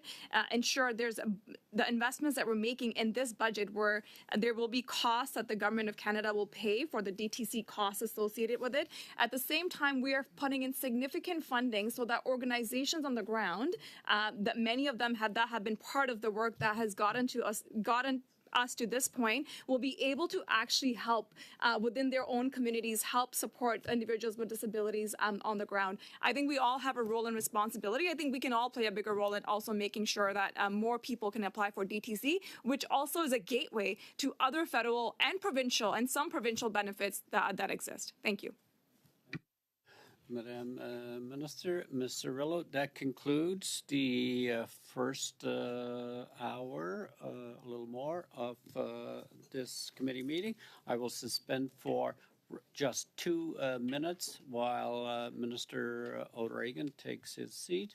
Thank you, Madam Minister, for your appearance today. Thank you. And your staff with you.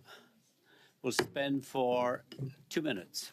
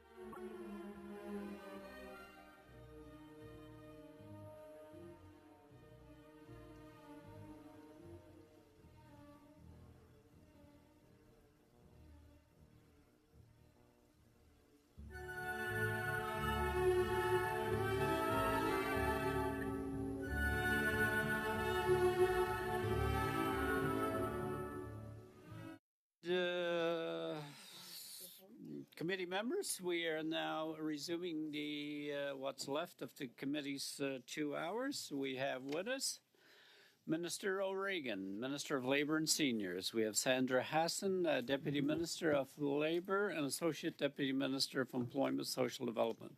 We have Brian Leonard, Director General and Deputy Chief Financial Officer, Corporate Financial Planning.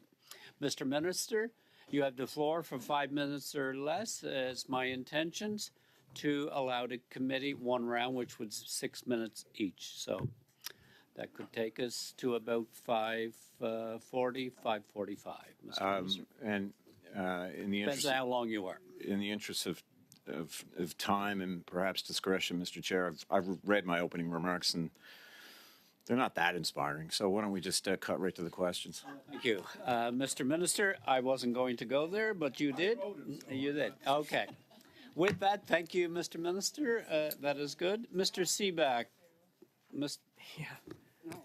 Mr. Seaback for 6 minutes. Thank you very much. Minister, I'm sure you've seen the letter from the CBTU with respect to the job situation going on at Stellantis. I could read it to you, but I'm not going to. What they're saying is, one of their key things is they're saying Nexstar is refusing to sign a memorandum of understanding with the CBTU, guaranteeing the hiring of local Canadian contractors. The unemployment rate in the Windsor area is 8.1%. In your role as Minister of Labour to protect unionized workers, have you demanded that Nexstar sign a memorandum of understanding with the CBTU guaranteeing the hiring of local Canadian contractors for the Stellantis plant? And if you haven't, why not? Just came from the CBTU conference. The Prime Minister was in a fireside chat with the Executive Director of the CBTU, Sean Strickland, and I believe it's already on the news that he said he's going to do absolutely everything he can. There's no reason why all those jobs aren't Canadian jobs. Okay, so, but everything you've asked, or everything that they can do, is not my question. So my question was very specific. So I'm asking what you've done. The CBTU is very clear in their letter. They're saying 180 local skilled trades workers in Essex-Kent region, millwrights and iron workers are unemployed and available to perform this work. In fact, Canadian workers are now being replaced by international workers at an increasing pace. It goes on. This is April 10th.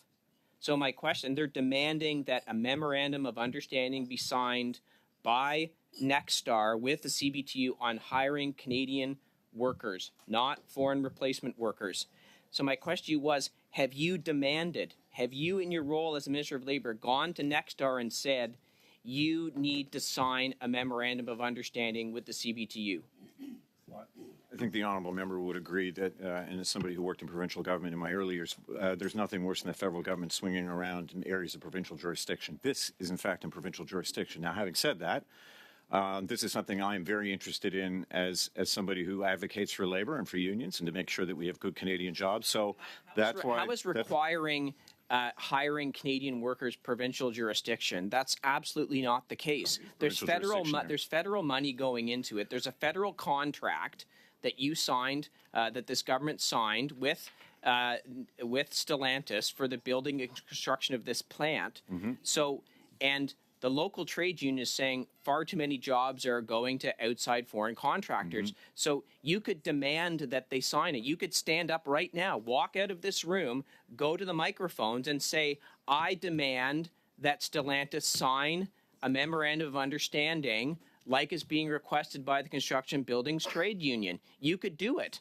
to protect good Canadian labour jobs in an area where there's 8.1%.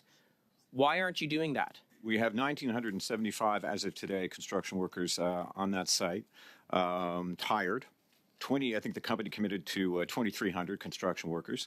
So we're well on target, and there is a process in place for the company and for the union to come to an agreement on that. About less than 4% of that workforce is TFWs, but I would still argue, as the Prime Minister just said, it's too many. Every one of those jobs, where they can be, should be Canadian jobs. I mean, this just happened. The CBTU is meeting just across the river over there right now. The PM could still be with them for all I know, but I left to come over here.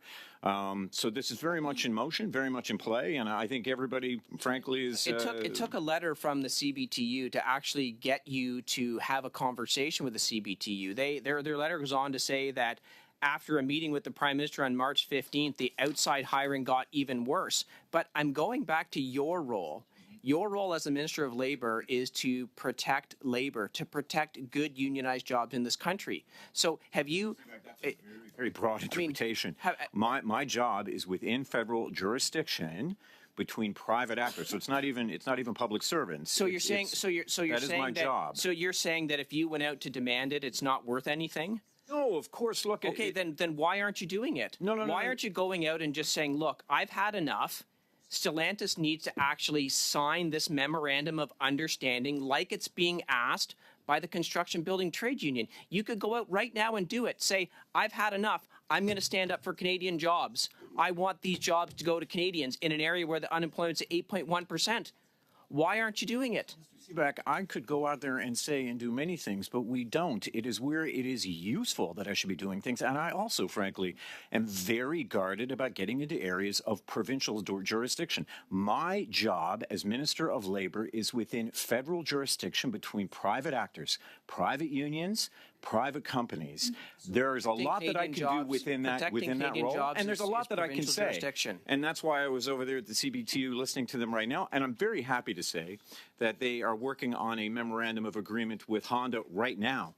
I don't have time to get to Honda. Stellantis is happening right now. Honda's happening right now. Well, Honda's going to be built at some point, but the actual construction is going on with Stellantis right now. My question, why will you not demand that they sign the memorandum of understanding that the CBTU is asking? They're asking them to sign it, guaranteeing Canadian jobs.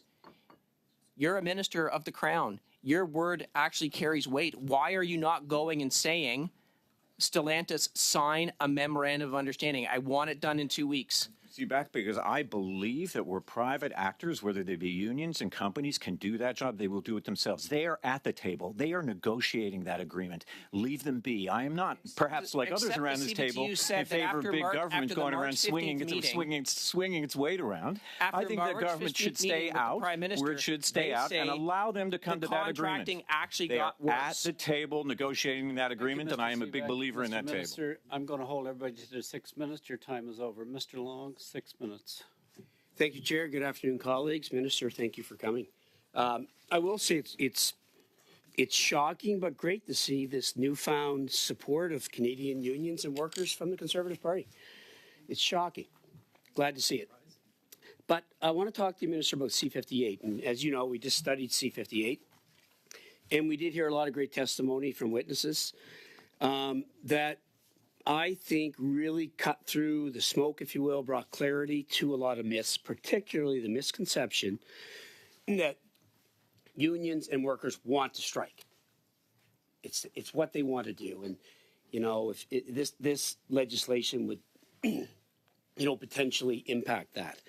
And we had Sean Strickland in from Canadian Building Trades. And, he said, look, anybody that suggests that unions want to strike, it's what they want to do. They can't wait to get on the picket line. They're not in touch. They're not in touch with today's economy and labor realities. So, we know this legislation will actually bring people to the bargaining table. You've always said through many strikes that the best deals are done at the bargaining table. And we know it's the best deals that happen, for workers. And I'm just wondering if you can expand just a bit on C-58 and why it is so important. And in contrast, how, right-to-work legislation, which seems to be favored by the leader of the opposition, could be detrimental to workers. Thanks, Minister.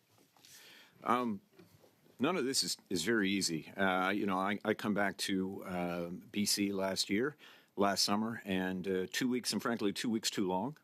Where, again, you're talking about the BCMEA, who represents the employers, private actors, and you're talking about the Longshoremen Union, and again, private actors. And we entrust these private actors with our supply chains, particularly out west from Ontario West, and it had a huge effect on the economy. It was, every day I would go down and check into the hotel for one more night, thinking it would be the last. But that went on 2 weeks. So we have started a process just to build on that. And I was never happy with just getting a deal.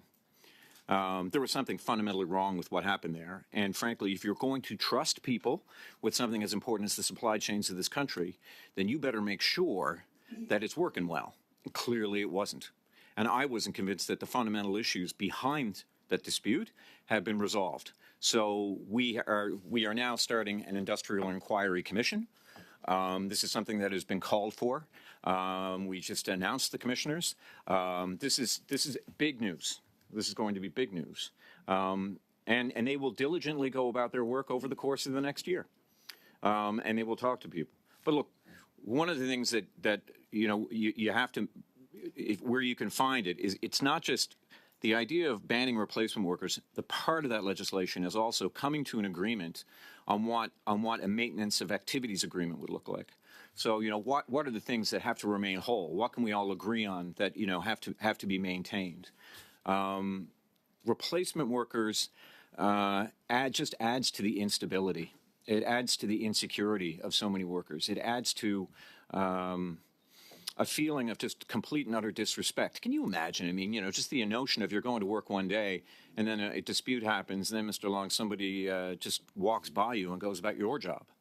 I get the feeling you want to ask a follow-up. So, well, thank you. Yeah. And thanks for that. And I know you could talk at length about that, as I could too. But I just wanted to also just talk about what happened yesterday across the country. I was very thankful I had a late flight so I could attend the National Day of Mourning in St. John at the Frank and Ella Hathaway Center.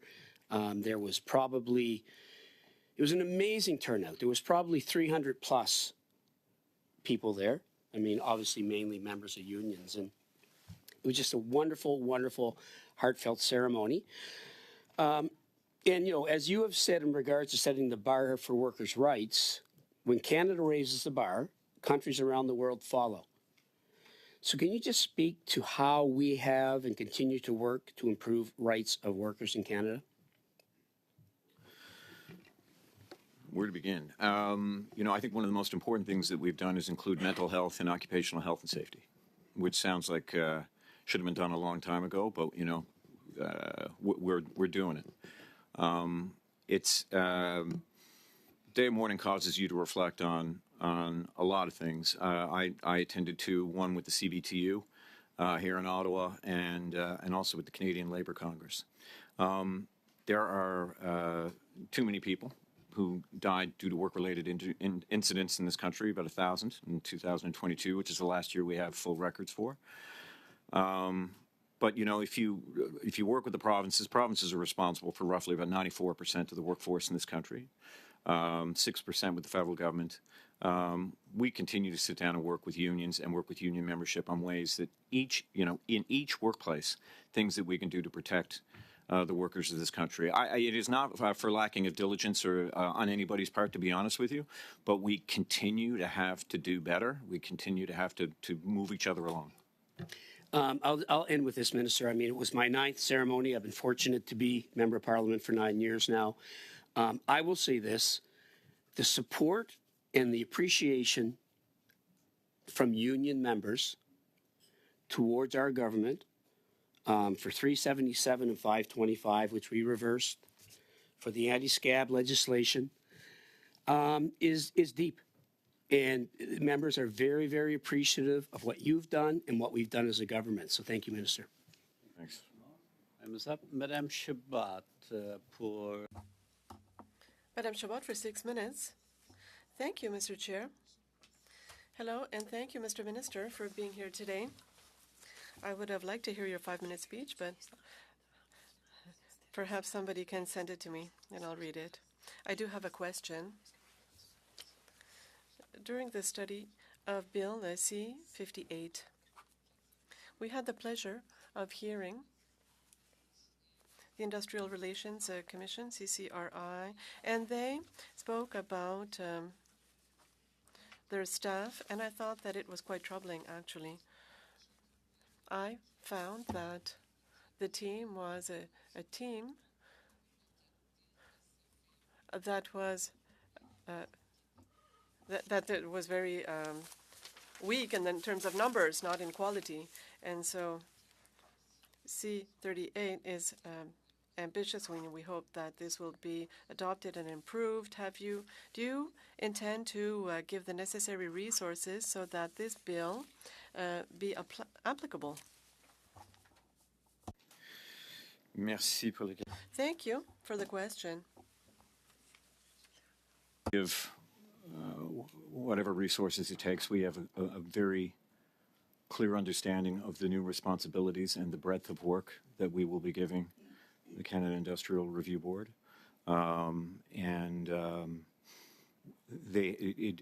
We understand that the success of a replacement worker ban is dependent on the CIRB's ability to do its job. So I fully expect that in the weeks and months ahead, you will continue to hold our feet to the fire. And I'm happy for that because the success of this will depend on the CIRB. We are committed to making sure that it has the resources that it needs in order to be able to do that job.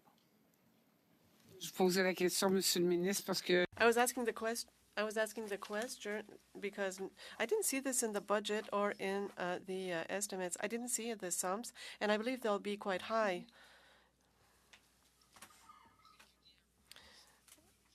Regularly, you have spoken for the 18-month period after royal assent, and you submitted, and the CCRI had suggested, they didn't confirm this, I don't think, and the union movement and the large majority of the union movement that testified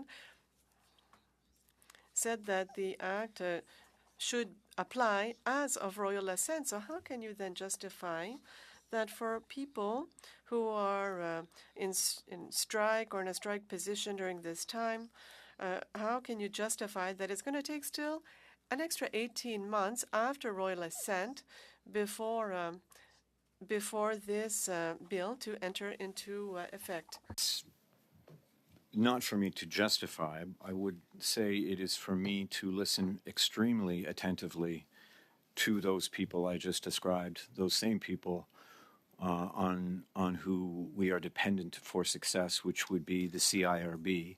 When they tell us that they need 18 months, then I will listen to them.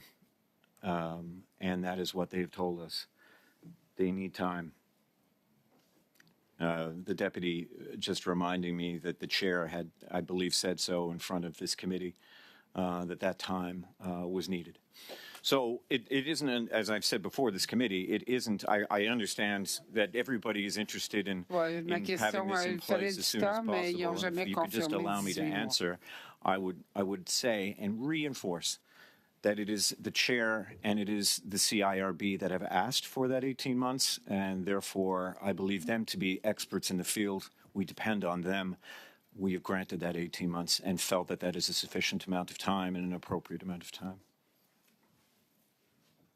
Mr. Minister, will you and your government representatives open to the idea of shortening this period?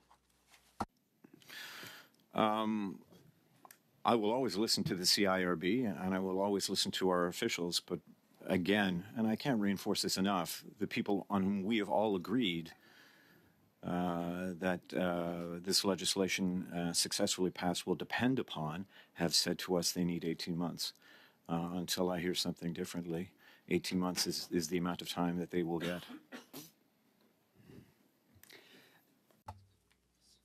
Mr. Minister, I'm speaking to concerns, and if I look at what's happening right now at the ports in Quebec, there's been over 18 months with replacement workers and an agreement. So I have two questions. What is the government doing right now in order to try to break this impasse? And second question that has to do with the delay. If an anti-scab legislation is passed and it will enter into effect 18 months after royal assent, let's say that royal assent would be in the fall, 18 months later, this gives all the time for those who will be in a conflict to organize and to have logouts and to have replacement workers in the meantime. It gives a lot of opportunities to do this, and this is the impact of the 18-month period. Mr. O'Regan. And so the alternative that you would allude to would be a system that would be gummed up with caseloads, where officials don't have the time or the resources in order to be able to render or deliver decisions. That, to me, is not an alternative that I'm willing to entertain. Again, these are the people who know best, and they've said 18 months. I will stay with 18. Thank you. Merci, Madame Chabot. Madame Zerillo, for 6 minutes to conclude. Thank you so much, Mr. Chair, and thank you to the Minister and staff that have come today. So yesterday was National Day of Mourning, which honors workers who have died or been injured or fall ill due to their work. In that backdrop, and as my colleague Rachel Blaney has asked, when will the government stop punishing over 100,000 injured workers who have faced GIS clawbacks and denials in the past year? What actions are you and your department taking to end this injustice to injured workers, because we don't see it in the budget? Other provincial payments are exempted. Will you move to add payments from workers' compensation programs to be exempted, and when? Or add to the exempted list, and when?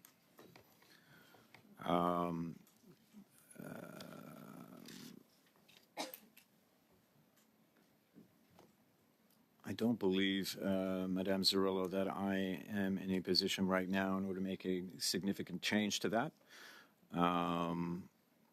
Willing to entertain it. I don't know if my deputy minister has anything that she would like to add to it. You can look into that and get back to the committee.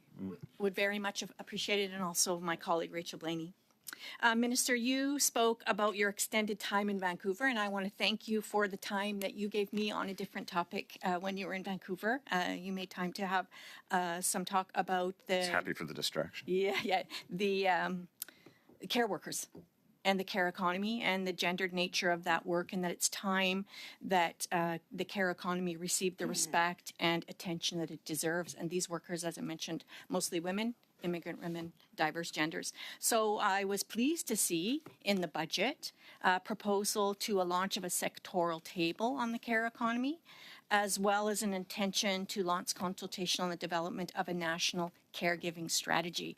So I wonder if you could expand on those two pieces, give us some information about what each of them is, what timelines you have in place, and how you see this rolling out.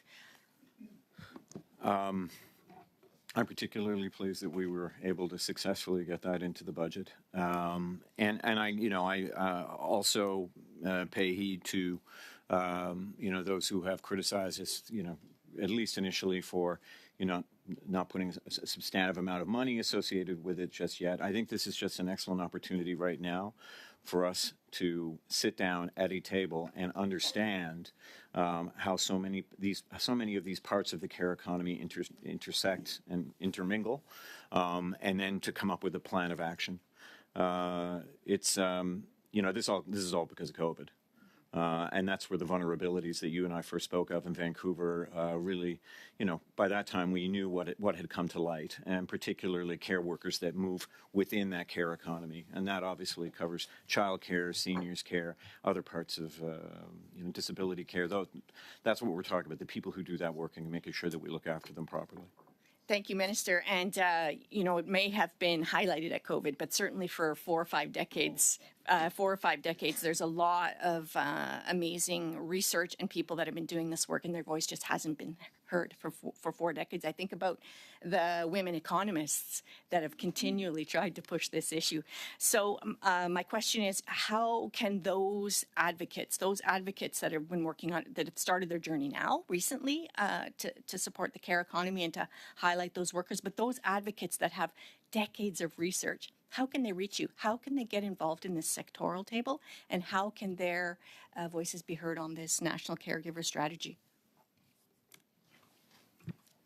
Thank you for the question. We're at the beginning of the looking at the terms of reference and who to invite to that table.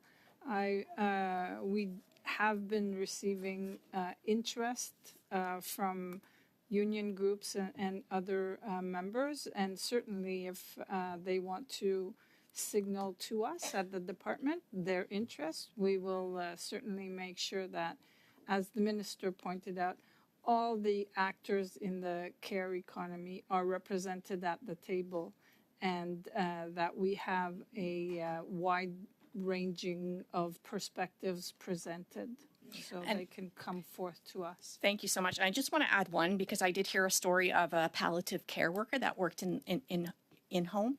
Their work is looking after someone who's dying, and immigrant care workers that are working in palliative care get no time for any grieving.